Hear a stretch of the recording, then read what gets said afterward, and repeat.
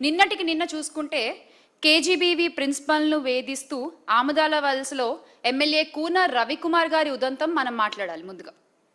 అంటే కూటమి ప్రభుత్వం వచ్చిన నాటి నుండి రాష్ట్రంలో ఇందాక నేను చెప్పినట్టు దళితులు, ఉద్యోగులు, అందులో మహిళా ఉద్యోగుల పట్ల ముఖ్యంగా ఈ ఎమ్మెల్యేలు చేస్తున్న ఒత్తిడి, ఈ ఎమ్మెల్యేలు చేస్తున్న దారుణాలు, బెదిరింపులు, దాష్టికాలు ఒక్కొక్కటి పెరిగిపోతూనే ఉన్నాయి.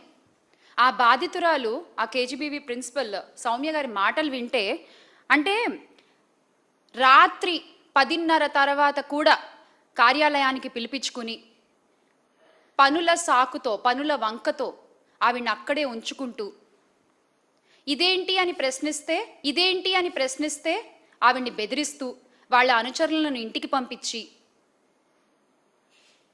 ఏం చేద్దామని అర్ధరాత్రులు వీడియో కాల్స్ చేస్తూ,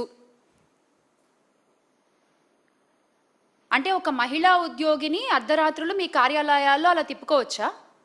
అలా ఉంచుకోవచ్చా? ఏమన్నా అంటే పనులు చేయించుకుంటామంటూ సాకులు చెప్తారా? వీడియో కాల్స్ అర్ధరాత్రి చేస్తారా? ఏ ప్రభుత్వంలోనూ చూడలేదు మరి ఇలాంటి ఒక పనితనం. కూటమి ప్రభుత్వంలోనే చూస్తున్నాం.